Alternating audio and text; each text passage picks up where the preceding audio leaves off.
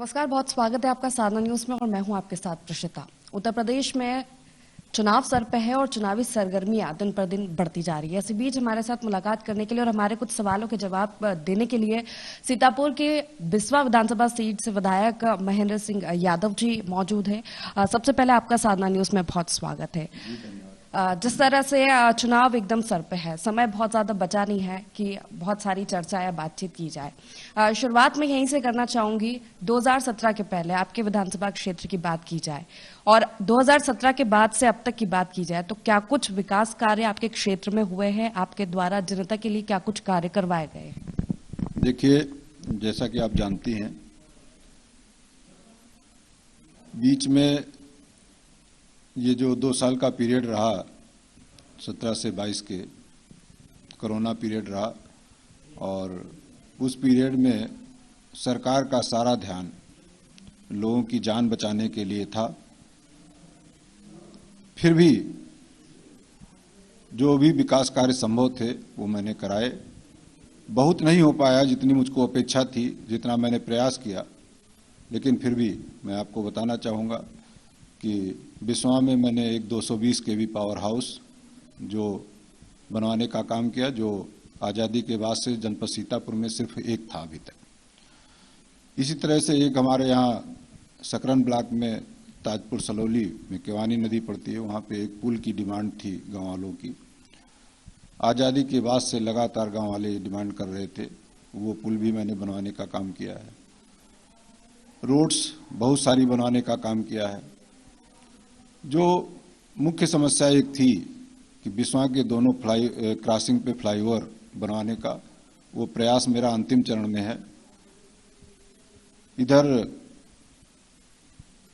स्वीकृत नहीं हो पाया है, वरना वो पुल भी दोनों स्वीकृत हो गए होते। तो इस तरह से अनेकानेक विकास कार्य हुए हैं और जो भी संभव था इस कालखंड में वो विकास कार्य मैंने कराने का काम किया है।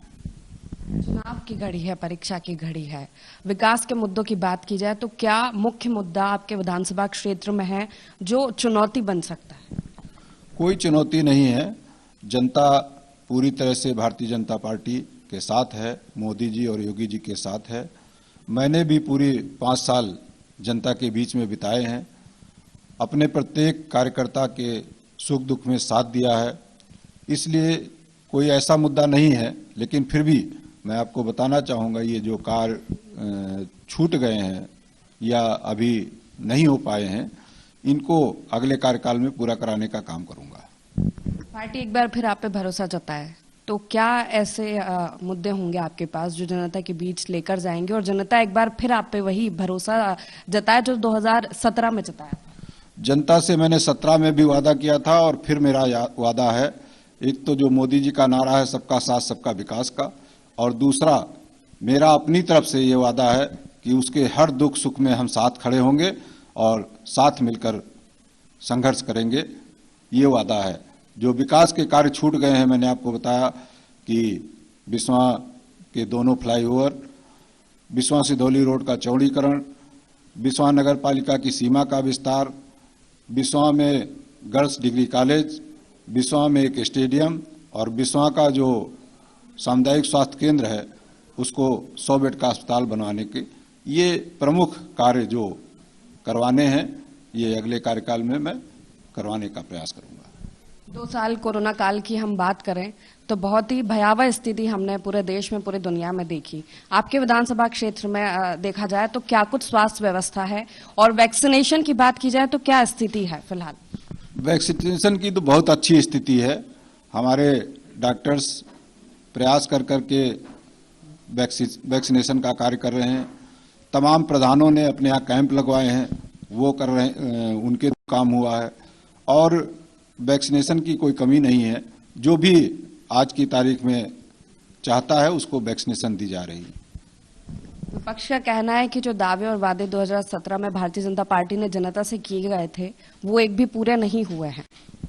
अब ये तो विपक्ष को देखने का काम है, उसका देखने का नजरिया है। मैं आपको बताना चाहता हूं कि भारतीय जनता पार्टी ने 2017 में संकल्प पत्र घोषित किया था, उस संकल्प पत्र के आधार पर सारे के सारे काम हुए हैं और उससे अच्छी तरीके से काम हुए हैं। 2019 में एक मामला आया था गन्ना समिति कार्यालय का, जिसमें आरोप कई सारे आपके ऊपर लगे थे। उसको लेकर आप क्या कहना चाहेंगे? आरोप लगाना तो विरोधियों का काम है। मैं आपको बताना चाहता हूं कि मैं अपनी जनता के बीच में रहा हूं, जनता के काम के लिए संघर्ष किया है और जनता हमारी खुश है।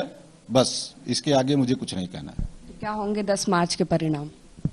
10 मार्च को फिर से उत्तर प्रदेश में भारतीय जनता पार्टी का कमल खिलेगा और भारतीय जनता पार्टी की सरकार हो सकता है पुराना जो रिकॉर्ड था उसको तोड़ते हुए बने।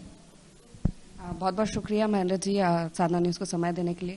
तो ये थे हमारे साथ सीतापुर के बिस्वा विधानसभा सीट से महेंद्र सिंह यादव विधायक, जिनका कहना है कि 10 मार्च को एक बार फिर भारतीय जनता पार्टी को ही जनादेश मिलेगा। कैमरा पर्सन समर के साथ मैं प्रशिता शर्मा, साधना न्यूज, लखनऊ।